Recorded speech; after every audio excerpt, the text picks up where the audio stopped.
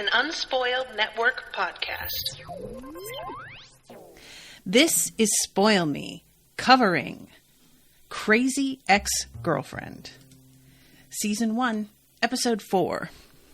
I'm going on a date with Josh's friend. In this episode, you know that guy whose name was really ordinary? I think it's Greg. Bless you, Greg. He's really aware that he is not Rebecca's first choice, and he seems fine with that. But when it turns out that he's not even really like her third or fourth or even like seventh choice, that's when he starts to have a problem. And, oh man, I think a lot of us have been here. Am I wrong? Welcome to Spoil Me.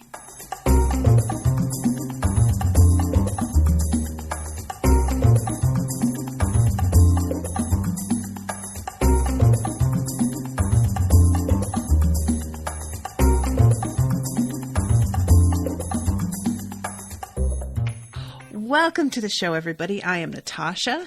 For those of you who are in the chat, my apologies. I got this weird bruise here. I've been getting Botox to try and combat this twitch on the side of my face, and it has left some marks, and it is annoying.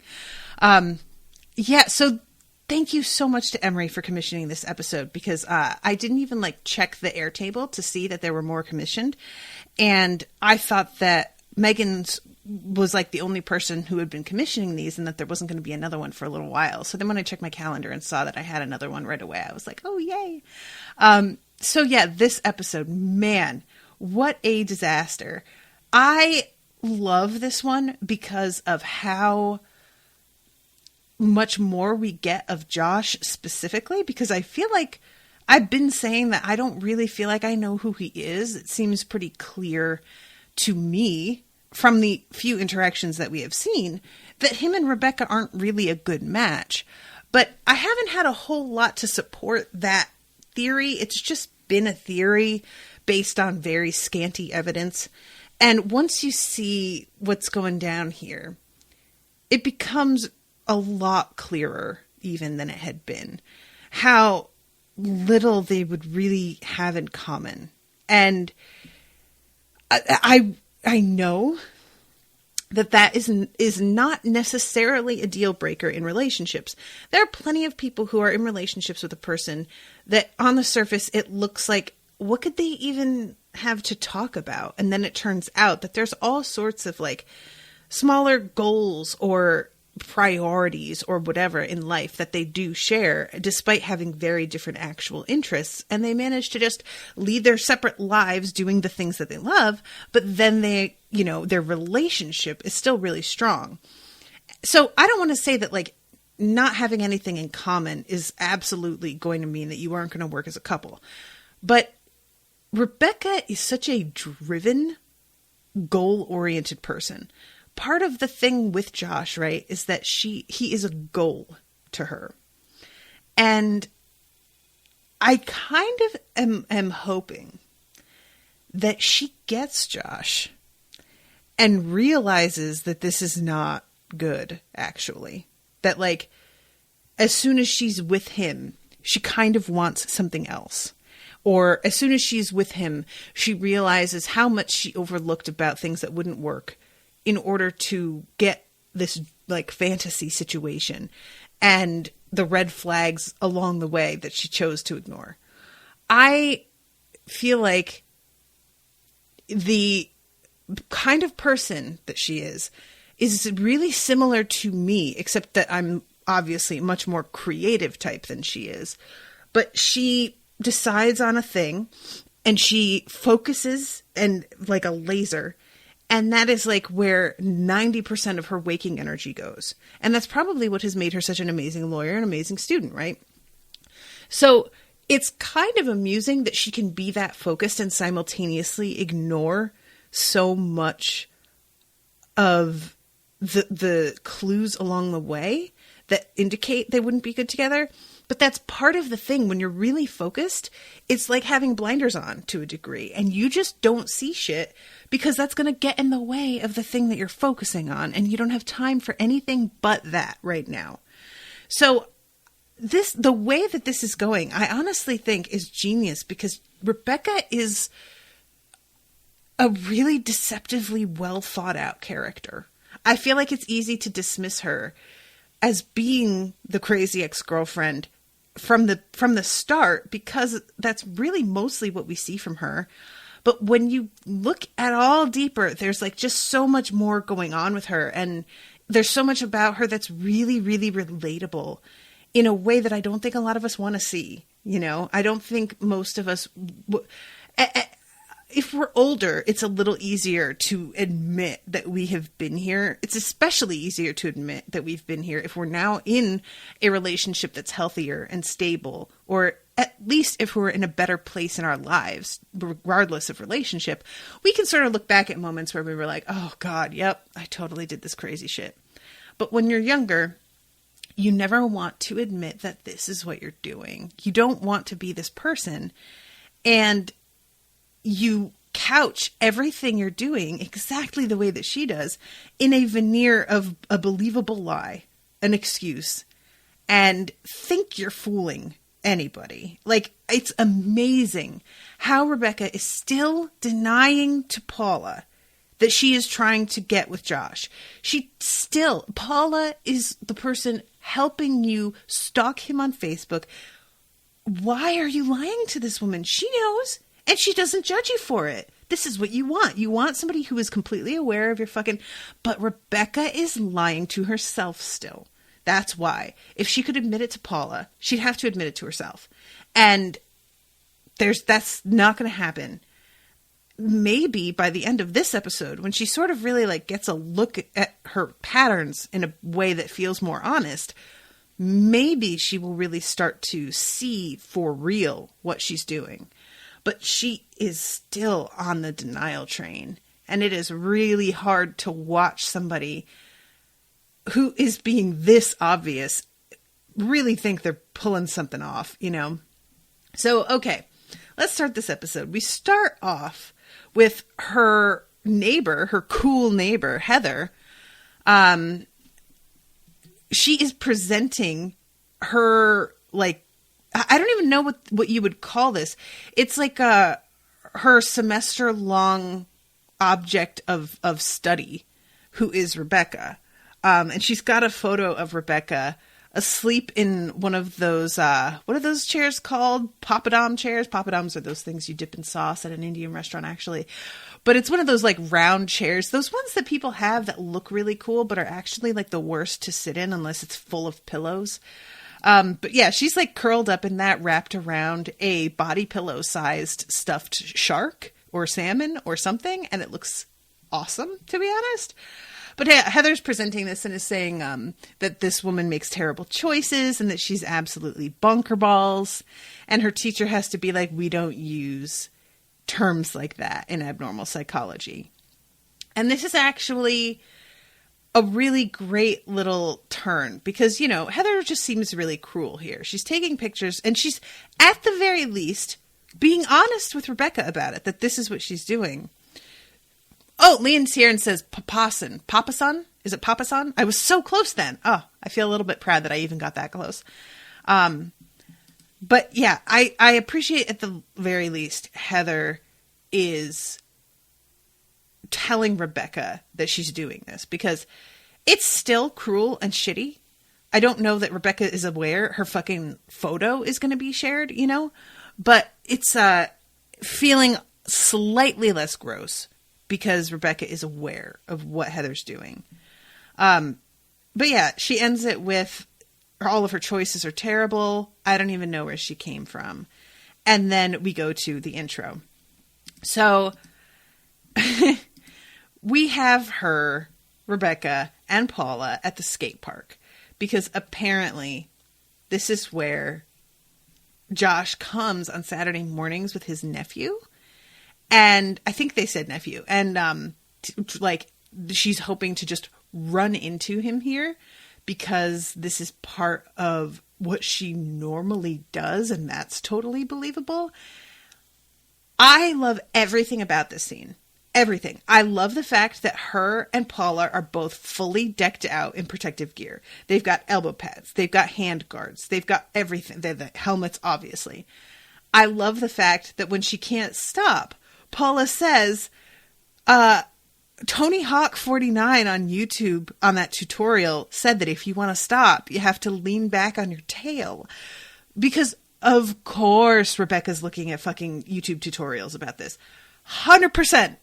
This is a Hermione Granger gone wrong situation is what Rebecca is.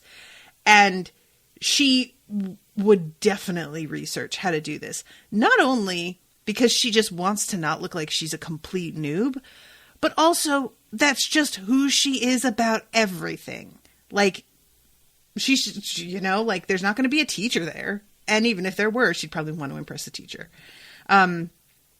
So yeah, I thought it just might be fun to run into him, but I want to learn to skate regardless. I want to shred some concrete. Oh, God. And she specifically says, now that Valencia says that it's cool for me and Josh to hang out. And I thought that was pretty interesting. Like, is it because of the way he held his ground with her last episode that she's changed her mind? Is Josh being serious, or is she making this up? I don't know. But whatever the thing, Josh does not actually show up to the skate park here. And she is sort of talking about how Josh pops up, disappears. It's hilarious. And trying to act like it doesn't drive her absolutely bonkers that he isn't talking to her, letting her know where he is. And she gets an Instagram alert that he has posted. And it turns out that he's vacationing with Valencia in wine country. And they didn't even know that he was gone. So I feel like that's a really great little tidbit there, is he's been approved to hang out with her and apparently is okay with like standing up to Valencia a little bit more than usual, but he doesn't even feel close enough to Rebecca to like tell her that he's going to be going on a trip, which I'm not talking about telling her like this is him asking permission. I'm saying when you're in a conversation with friends and you have a trip coming up, that's supposed to be like a little thing that you mention, that you just comes up in conversation. Oh yeah, we're actually going up to wine country. I'm really excited this weekend, you know, like, and she doesn't talk to him enough for that to ever be something that really comes up. The only criticism that I have of this show is that it can be a little difficult for me to tell how much time has passed since the last episode. And I don't really know of like graceful way to address that in terms of writing a script, unless they start each episode with like Thursday, June 17th, or if they have her say, well, you know, my party last week, which does feel a little bit contrived, but it, you know, if it would change my perception if her party had been on a Friday night and this skate park scene happened like the following Thursday, and it turned out that, or the following Friday, and it turned out that like he was going away the following weekend, versus if she had had her party on like, I don't know, a Wednesday, which isn't the usual thing, but Rebecca's not the usual person, so whatever. And then it turns out that he's going away with Valencia 2 days later. I would feel like it would be a lot more surprising that he never even mentioned it. But yeah, I love they're looking through all of the photos that they posted, and Josh is flexing and Valencia is like standing there in her alleged sports bra. Can I just say how jealous I am? Listen, having big tits can be great.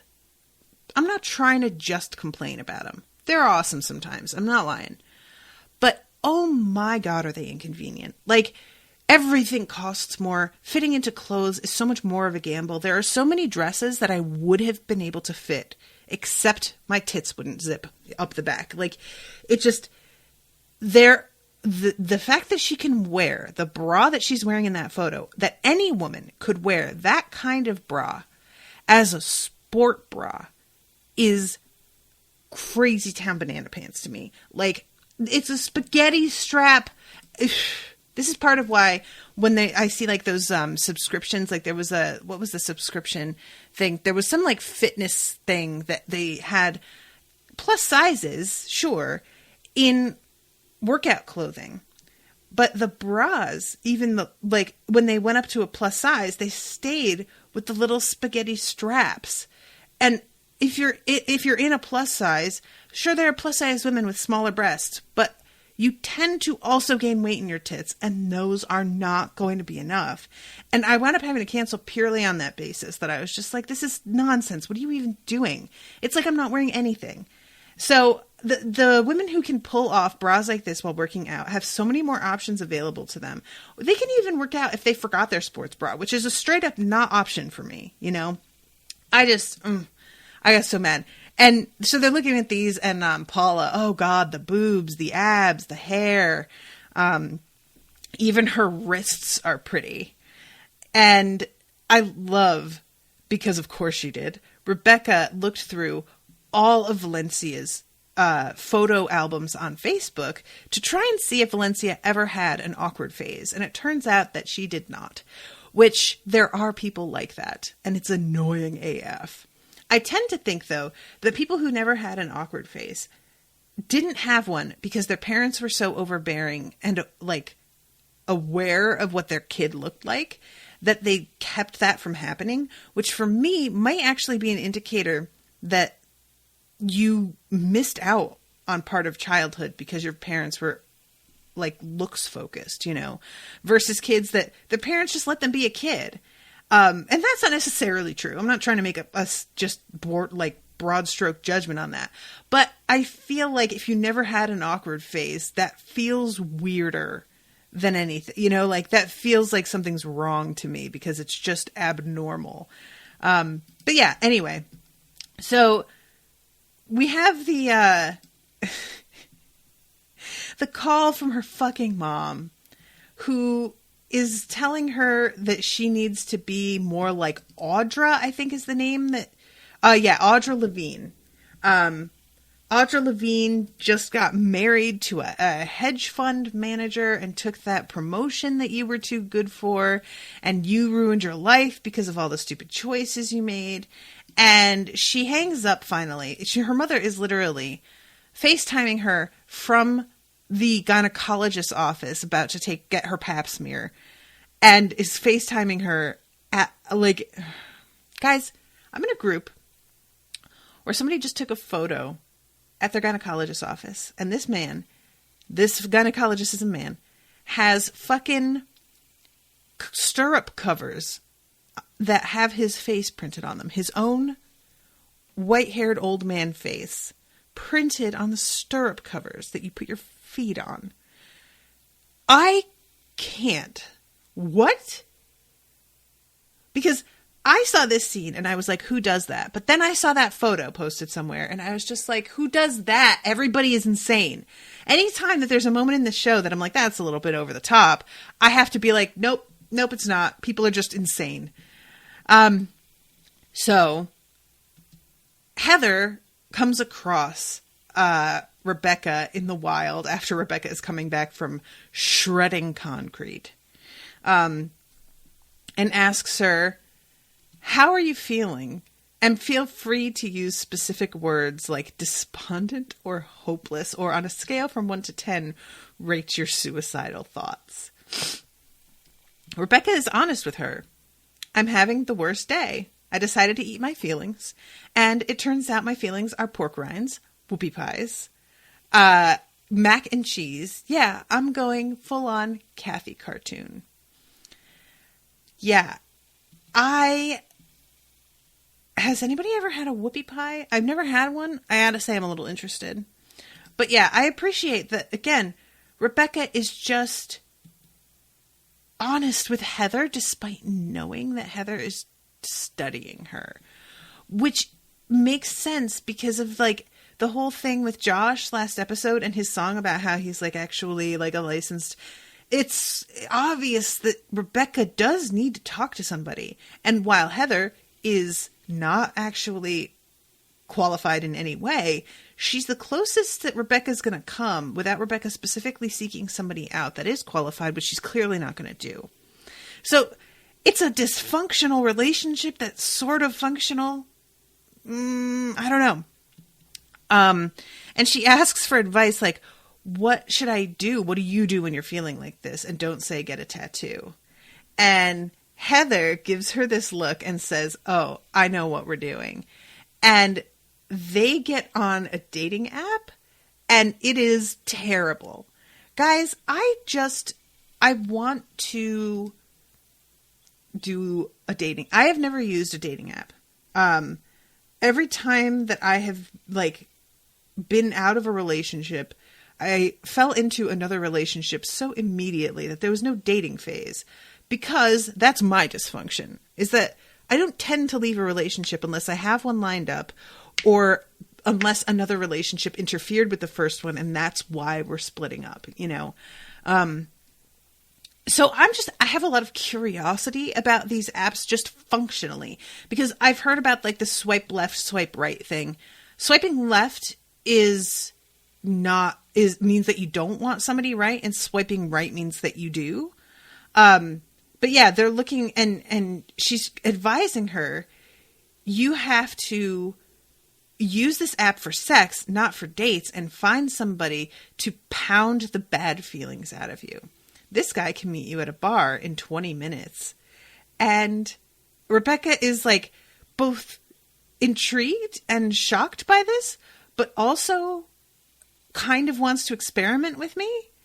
And she wants to go to the bar with Heather because she's a little bit scared about it. So they go. It's super weird, y'all. This is terrible. She goes up to this guy, immediately kisses him, asks him, is this okay? Do you consent to this activity? The guy nods vigorously. And they go back to her place. And then we get this amazing song about her being in the nightclub and how she definitely wants to just hook up with this guy, but she also wants to make sure that he is STD free, that he's not a murderer, that he is wearing a condom, all of these different things. Like, it is a beautiful amalgamation of, I really just want to hoe it up tonight, but also like no lasting consequences that will ruin my life though. Okay, thanks. That would be really great. Like, oh man, is that relatable? Yeah, it is. This fucking outfit she's wearing, y'all, is this... I don't know who designed this. It's so good. Because this song is a combination of trying to be sexy, but actually being really awkward. And that's what this outfit is she's like, she's wearing like what's clearly meant to be a sort of sheer bodysuit with like tiger stripes all over it. But you can see that she's wearing like two different levels of Spanx, like full body, like shapewear underneath it. And she just looks so like weird and awkward in it, despite it being allegedly sex. Like, it isn't even not sex. It's just doesn't quite work. You know what I mean? It's the perfect choice for a song like this. Yeah, I don't even know your name. And he starts to tell her it's Jason, and she goes, shh, don't tell me. Why don't we just call each other baby? And she's like rubbing her hand all over his face. Oh my God. And she's trying to body roll and do all of these like really awkward moves against a reflective floor. It's like the sexy getting ready song, but even more allegedly sexy. Allegedly. And the bodysuit has the seam down the middle, which when she's sitting on her ass and she has her legs splayed out in front of her at one point, there's a weird like gusset at the bottom of it that looks really like diaper-like. Everything about this, it's like, for a second, yeah, I guess that's sexy. And then, oh, no. Actually, no, that's not. It's just, I love everything about this whole thing. Yeah, I've said enough about it, but it's just, I can't wait for Owen to catch up with me because he hasn't gotten here and it's just going to be great. So anyway, she goes downstairs, like after making out with this guy, she kind of like freaks out. And it's obvious, like it's a combination of, I don't really know that I should be doing this. I'm trying to be somebody that I don't think I am. And also, obsessing about Josh and having like a little bit of a panic attack about this. So he yells down the stairs if we're still doing this. And she hears the TV, which she still has on, with this butter ad again. Do you feel disgusted and uneasy with your current butter? Ask yourself, are you making healthy choices? It's never too late to get the life you and the butter you deserve. And she stares at this as the guy who is still in his boxers behind her is like, oh, you want to watch TV? That helps me last longer. Okay, hold on. And he like goes to get his, like, I don't even know what he goes to get. Oh no, he just runs down the stairs. So she tells him at this point, you know what? This is a bad choice for me. You seem great, but I think that I am going to send you home. So you need to get out of my house. And he smiles at her for a second, like he thinks that she's sort of playing a game, like a sex game with him. And she has to restate, get out of my house. And the next day, we begin with her sitting in front of Paula, who is spreading some of what I think is that butter from the ad on a English muffin, while she herself, Rebecca herself, is drinking this green smoothie. Now look, if there is anything I think we can all relate to, it's having made one really bad decision and then deciding that means that we need to change everything about our entire life. And you can say all you want that, oh, she just decided to be vegan. That's not everything about your entire life. Yes, it is.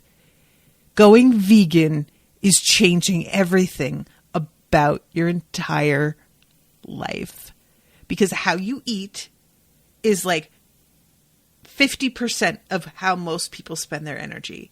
Figuring out what they want to eat, where they want to eat, when they're going to eat. Just grocery shopping, creating meals, going to restaurants. Don't even lie to yourself. This is a massive change.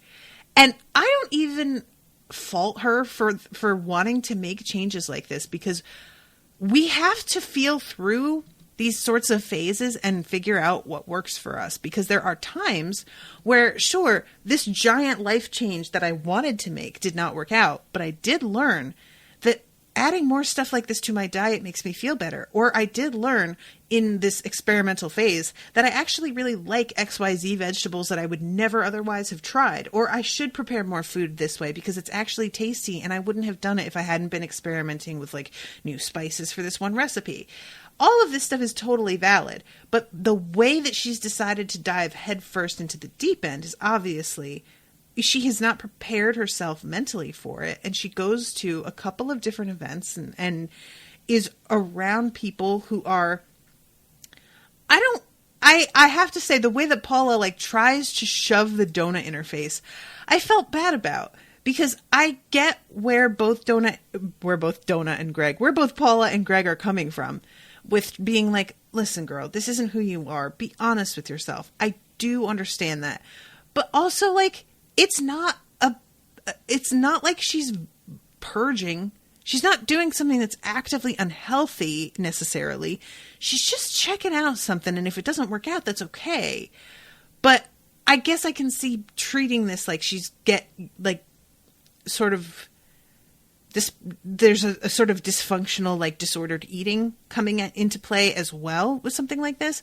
So I don't know. I have very complicated feelings, obviously, around food and diet culture and what it means to decide that you're going to like, because she's not doing she's saying, I'm trying to make healthier choices.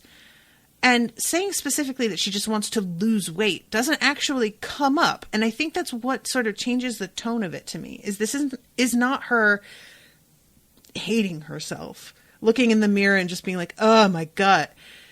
Even if she did a couple episodes ago talk about how Valencia is so skinny and whatever, like, sure. But that isn't specifically what this is about. So I feel like I'd have a much different reaction if she had been watching like a music video with some girl who had like, you know, a rock hard body and was like, oh my God, I have to stop eating immediately. And this was how Paula responded and was just like, shut up and eat the donut. Life is too short.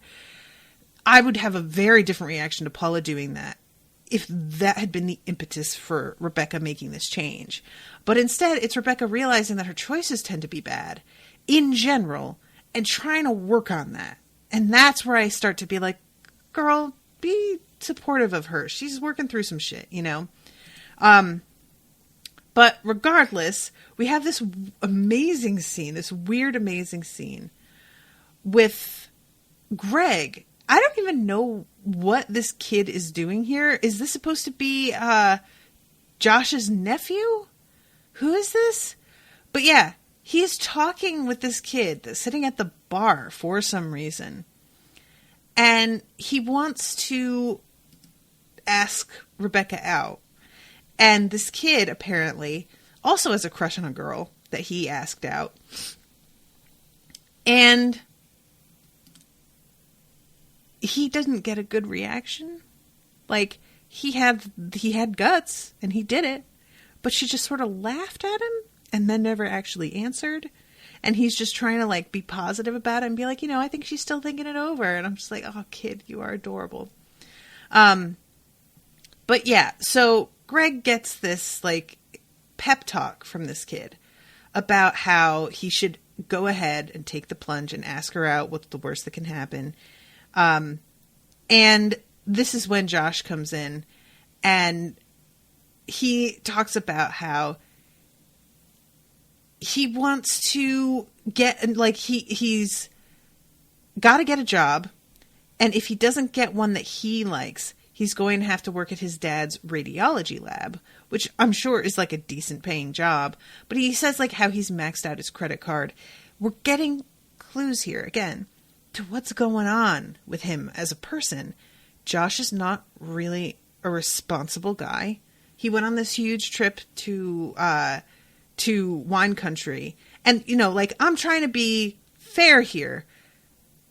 Maxing out your credit card is not inherently something that means you're irresponsible. You can do that for very valid reasons. There's all kind of emergencies that come up. I've maxed mine out paying for work stuff before, which I've had to do, or else I wouldn't have been able to afford to, like, go to LeakyCon and things like that I think are important for my business. But he went and maxed it out, taking this woman that I get the vibe probably has pretty high expectations of how he treats her, on a trip that was not necessary to life. This was not, like, you know, something that he had to do. And he decided it was something worth putting himself in a financially risky situation for. So right there, we have a problem. And he is talking about how, you know, he will take anything. And Greg is like, well, you could work here. I think we're hiring. And he says, oh, God, no, I haven't completely given up. And Greg looks at him like, nice. And Josh has no concept of how insulting he just was. Ouch. So then Greg says, maybe you should go and go to your happy place. He likes to go to the Aloha Tech Center. And he gets cheered up by going out there. Check out the latest tech, play a few video games. Somehow everything seems okay. And he says, my life goes back into high def. And I'm like, that is such a goofy, dorky way to say this. So Rebecca comes in at this point. And I think that is his nephew. I don't know who this kid is. But he just straight up says, I don't think that he's going to ask her out. He's not going to do it. And when Rebecca comes in, of course, she doesn't even acknowledge Greg. She goes straight to Josh and talks to him about his trip and the pictures on Instagram and everything. And she goes to use the bathroom, and Greg intercepts her on the way back. I still like you, and I know I shouldn't. I don't want to. You're not that nice to me, and you're weird. And I tell myself to stop thinking about you, but every time you show up, it's like, boom, feelings. And I know also that you have feelings for Josh. And she tries to interrupt him, and he's just straight up like, nope, don't talk. Shut up. Let me say this. I know that you have feelings for him. And this is when we go into the settle for me. Guys, is this the most genius? Every time there's a song on this, I'm just like, oh, beautiful. I hate musicals. And this show has completely like dipped right around my hatred and just been like, oh, you think you hate musicals, bitch? Listen. And I do listen. I do. This is, Ashley says, I think he's just a random kid who has a weird friendship with Greg, the adult bartender, kind of like Doc and Marty McFly. Listen, Ashley, the relationship between Doc and Marty McFly is a mystery, and I don't ever want it solved. But okay, I will take that. Let's do that. That weird friendship. I want to know what this kid's name is because I totally have like either forgotten it or it hasn't come up. But yeah, this song. Greg is so ordinary looking, and I'm not. I mean, not like ordinary looking that he's unattractive. He's just very sort of like forgettable white guy face, right? Somebody that if you saw him, you probably wouldn't really like remember him. But if you like matched with him on a dating app, you wouldn't be like, oh God, no. You'd be like, well, okay. He starts singing. And usually this kind of thing is so off-putting to me. When he starts singing, his attractiveness went up like 50% for me. I was stunned. And he starts singing and turns around and is suddenly in this wonderful, like, Fred Astaire, like, tails and tux outfit. And she is suddenly, after he spins her, in this gown. And I love that he's singing this song to her, trying to, like, get her to make a decision about him. And she could not give fewer shits about what he's actually asking her. She is paying attention to this twirly dress she's wearing, which you would. So the song is settle for me. Come on and settle for me. Say yes or no before I choke. Like, it's just genius. And I think most of us have been the person who has had a crush on someone. They have had a crush on another person. And we have been aware, and we're just like, well, I hope you stop. Or, if you don't, that person just remains unavailable to you forever, and then you have to pick me. Which is just so sad. But many of us do this. The kid's name is Chris. Greg was the voice of Hans, the evil prince in Frozen. I still haven't seen Frozen, Megan. Oh my God, that's funny though. Jock says home base, the bar Greg works at, is a baseball-themed sports facility which includes a baseball field, batting cages, and a bar restaurant. Alcohol is served at the bar, but the dining establishment is all ages with kids' birthday parties often held there. Thank you, Jock! I did not know any of that. So that's helpful because I was just really like, why is there a kid just sitting at the bar? This is weird. So, and the song ends after this whole thing with him asking her to make a decision because this dip wasn't supposed to last forever. And she literally just goes, and that's how it ends, which is pretty perfect. We find out that she does agree to go on a date with him. And the date goes pretty well, except that he keeps teasing her about the vegan thing. I understand how tempting it is to do this, but guys, just don't be assholes about stuff, you know, like really. And it feels, coming from Greg specifically, like it's just him being angry that anybody tries to do better. There's something about him that feels like he's asking her to settle because he has settled regarding everything in his life. And he doesn't really see what the big deal is about that. And if somebody tries to make better choices, that he like resents it as sort of an attack on him. Have you guys met people like this where they seem threatened by things that have nothing to do with them because it makes them look at their own choices in a way that they think is you being passive aggressive, which is not at all what that has anything to do with. This is something that really happens if you are friends with people who really like to drink and you realize you personally have a problem and you need to chill out with the drinking and not drink so much. Your friends can take that as you criticizing them for drinking. That's not what it is. You just realize for you, this is not good. This is affecting you, affecting your work, relationships, whatever. And so you for yourself have made a choice. And yet they interpret your choice as some sort of judgment about their choices because they maybe low-key know they're not making great choices themselves. And they think that you are aware of it and trying to make a point when this is just them fucking internalizing their own issues. And that's kind of how I feel Greg is reacting to Rebecca, is that, granted, the healthy choices that she's making are not actually addressing the big unhealthy choice she made to drop everything in her life and come out here for somebody that barely remembered her. But it is still a step in the right direction of her trying to look at her patterns. She was about to like have a one-night stand with a guy and then decided, you know what, this isn't me and I don't want to do this. I'm not going to do this just because somebody said it was a way to feel better. I would like to look at the things I actually want out of life and make decisions that line up with those goals. So she's trying her best.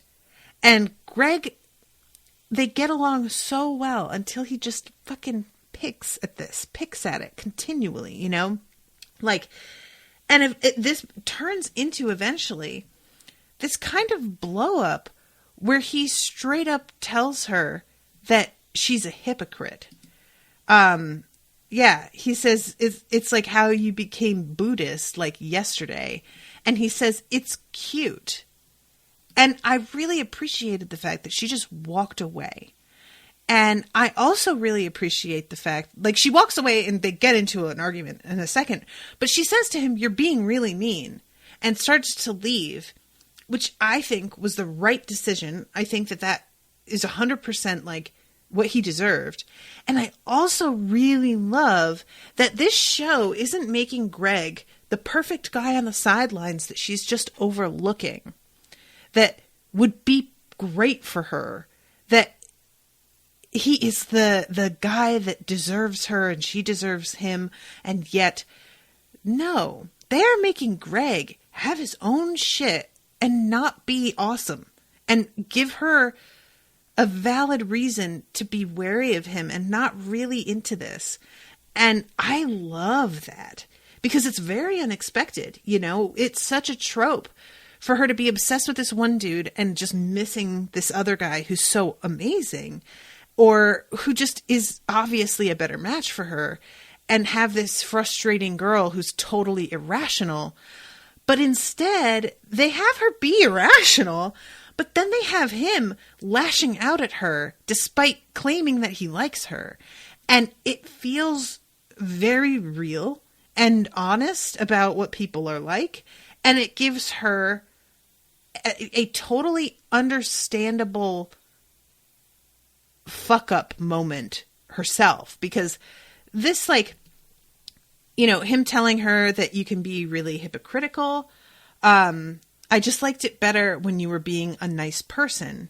I'm just teasing you. You can be a bit of a hypocrite. I mean, you have to admit you're not exactly steeped in honesty. You moved to California to be by the beach. Obviously, something happened in New York. You had a bit of a nervous breakdown. And see, the thing about this is he wrong? No. But this isn't his shit to be saying to her. Right? Like, it is, again, him focusing entirely on the shit that she's got going on in her life when he doesn't know her very well. He knows her enough to see this because most people can see this. But there's no call for him to be talking to her like this or acting like this with her at this point. And her reacting the way that she does, it's a combination, sure, of her knowing that he's right and she's being called out, but also, like, this isn't his fucking business, you know? And she calls him out in return about how his vibe about settling is weird and sad. The truth is, I don't want you to settle for me. And he's sort of like, has this moment and he says, we get each other. We get along. I'm sorry I teased you. I will stop. Let's go back to having a good time. And you know what? He says, I am sorry. I will stop. Not, you overreacted. I'm sorry you felt that way. That kind of non-apology. So it feels like we're about to move on from this. And she even says, oh, we really like had an adult moment there where we just like worked through something. But you can see, even though they worked through something, that somehow almost is worse. Like, she is used to being able to just fuck you and be done because he called her out at all. And she tells him, all right, you know what? I'm going to run to the bathroom and I will be right back. And on the way back from the bathroom, she has a moment in the bathroom where she's like staring in the mirror, asking herself why she can't just be cool with a guy that she obviously does get along with. And on the way back, she sees a truck that's selling some sort of like pork taco something. And she caves and decides that she is going to eat this meat even after talking about being a vegan all day. And he is standing over there where he would be close enough to see, but she sort of ducks away from him and eats this shame taco. And the vegan dude that she ran into in the guacamole tent, who granted is fine as hell, even if he is awfully hipstery, spots her and tells her that it'll be our little secret. And listen, guys, I love how understandable it is that she just decides she's gonna like run off with this guy. Is it an asshole move? Absolutely. Is it completely like a bad decision? 100% it is. But she's just had somebody who is being really judgmental about her trying to be better. Being better is hard, which is why most of us don't do it. Let's be honest.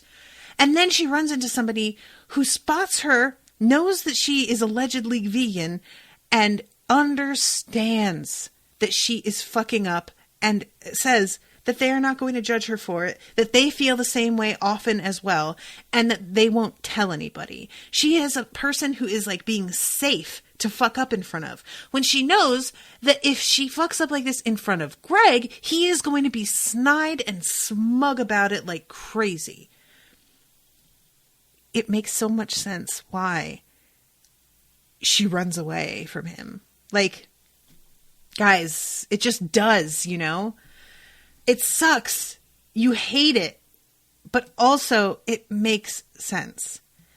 And we have her waking up, or not waking up, but just sort of like laying in bed next to this guy. There's this awesome moment where he's like, did you finish? And she says, yeah, I finished a bunch, even though it seems pretty clear that she did not.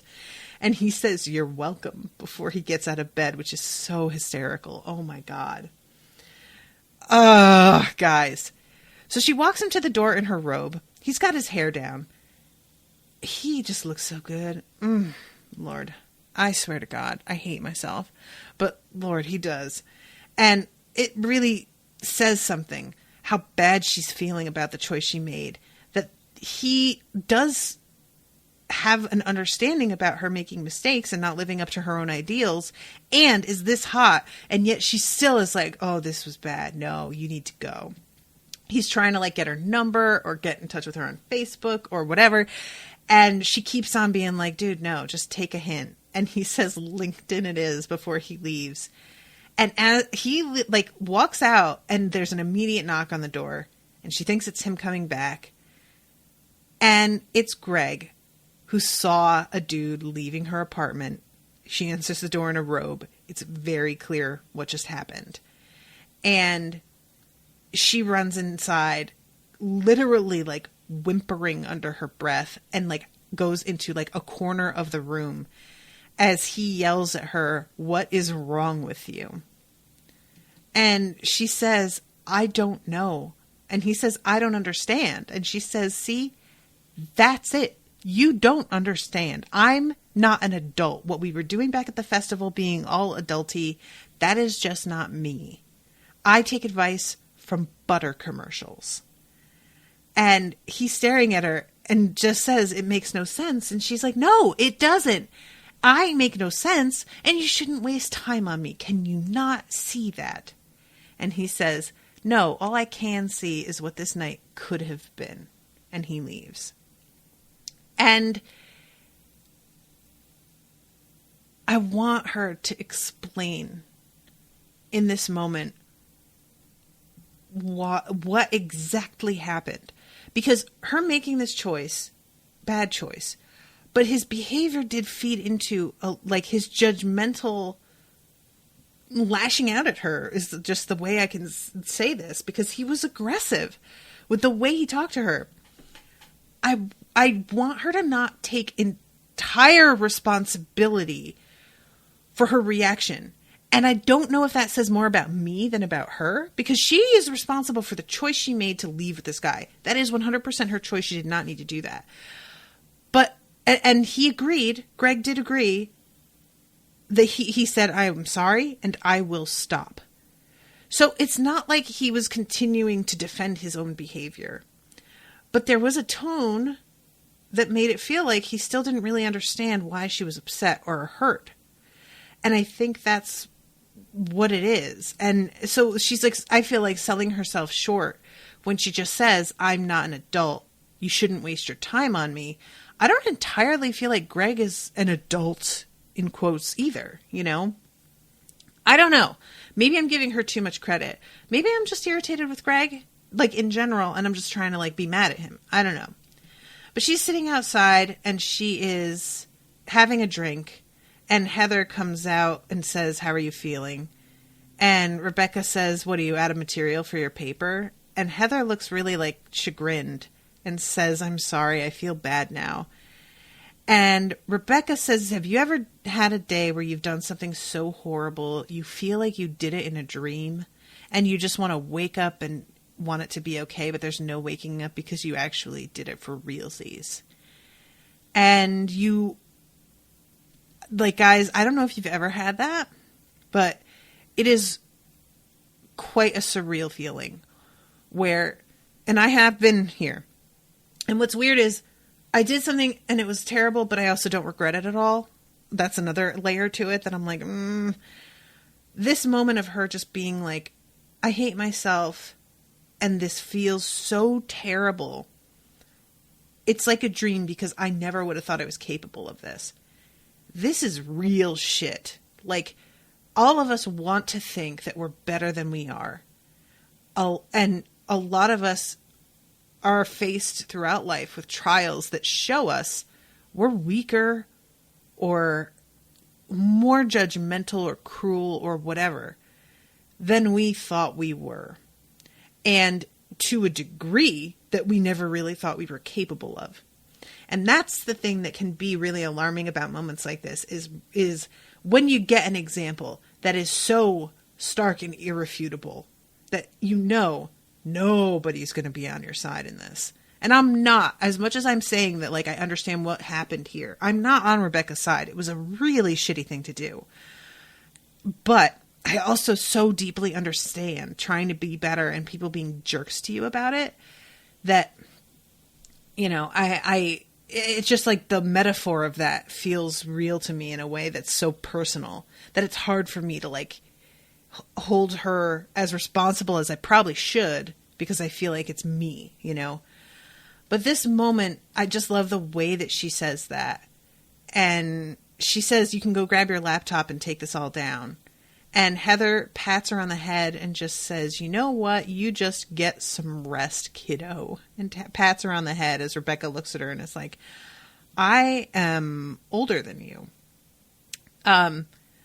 So eventually Heather goes to her class, and this is at the very end, where she talks about this girl being a mess and is like, you know what, though? I don't want to diagnose her or label her. I want to be her friend. And I really hope that's a thing that continues to happen. So let's jump over real quick because I'm running out of time. We have this whole like thing going on with Josh where he is wanting to work at the Aloha Center. He walks in and they offer him some poke, and he is really excited that this place like is so, it's like a paradise for him, you know? he applies for a job, and he comes in and asks for Rebecca's advice because he feels like he isn't going to be too good at writing this essay. And she writes an essay that is so over the top and pretentious for the type of job that this is, that the dude who interviews him tells him that he is either overqualified or just would not be happy here. And it's really, honestly, a funny scene. And Josh,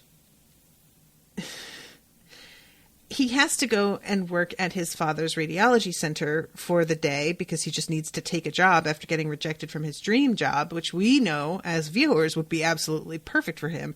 They're talking about how you just really need to be chill. You need to really like tech. And it's like they're describing him, but from this fucking essay that she wrote, you would never know that.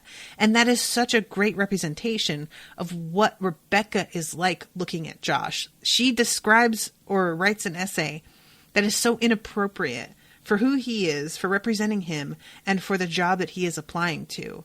It is 100% her, like, really not seeing him, you know? So she sees him share a photo on Instagram of him looking miserable at this radiology center. And she goes down there and is just like, what the fuck? Why are you working here? And he's hanging up x-rays for a dude who's like, can you tell me the results, please? And he's like, the doctor has to tell you. Just, you know what it says, just tell me. And you can, I am no good at reading fucking x-rays. Like, I will frequently look at them and people will point something out and I'm like, really? I can barely see that. But even me, like, I can look at this and see that there are all kinds of little lumps in his lungs, you know? But Rebecca calls and interrupts this and asks him what happened.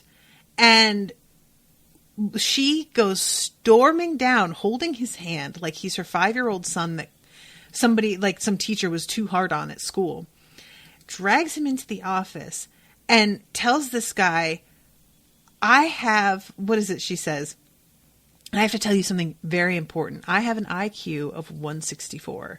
On the SAT, I got 2 questions wrong, and those questions were later stricken for being misleading. But I know nothing about life.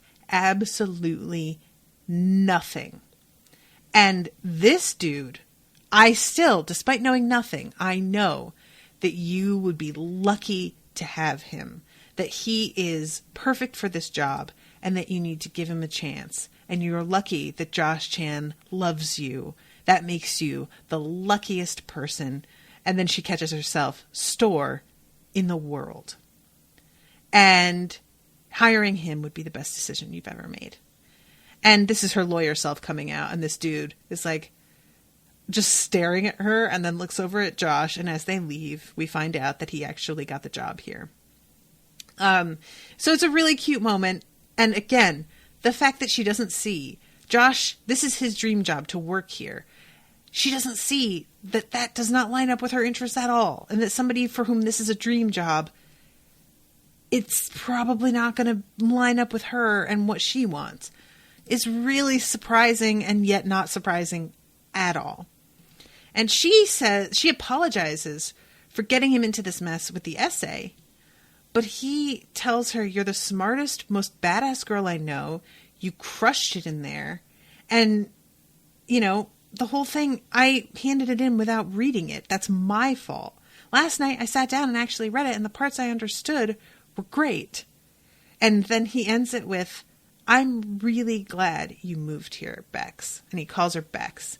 And you see, like, all of that just makes her so happy. And it's, like, honestly moving. Because he's being dead-ass sincere. She didn't do anything here that wasn't 100% within her personality. She wasn't honestly going out of her way in a way that I don't think she would have gone out of her way for Paula, for example. This is just, she cares about him, and this is just what she does for people she cares about. So I love that. This wasn't specifically just because this is Josh. Sure, that plays into it. But it's also just like, she's like, oh, they got you fucked up, and I'm about to fix this. Like, I really love that. And then we get the most amazing ending ever, which is the guy who writes the copy for these butter commercials. This guy's like, you're writing really heavy stuff. The butter is flying off the shelves, but is everything okay? And this guy says, I left my wife for a prostitute, and then starts crying and buries his face in his hands. And that's the end of the episode. And I swear to God, it was so... The fact that they decided to go into the ad copy for this butter place, like, and look at who the hell would write shit like this is so good. It's so good. It's so weird. I love it. Yeah, so this episode was just really, really good. I wanted so much more to know more about Josh. I feel like I know more and I like him better and simultaneously respect him less, which is fine. You know, he's just not ambitious, and not everybody is. I am, and I respect the ambition in others when it's not leading to them just being immoral. But for me, it's more about, like, the fact that he just doesn't really, like, seem aware.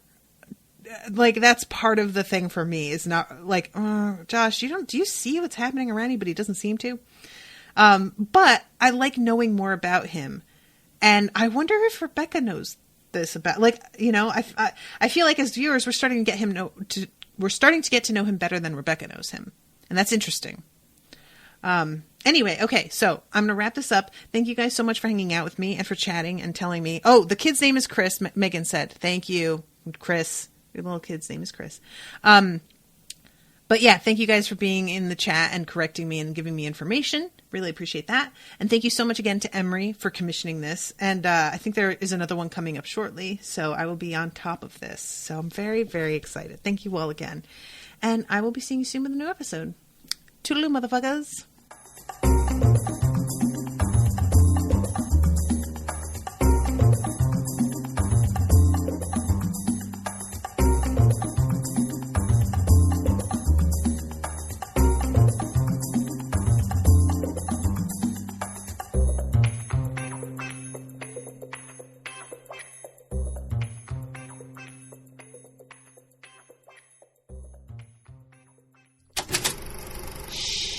That was an Unspoiled Network podcast.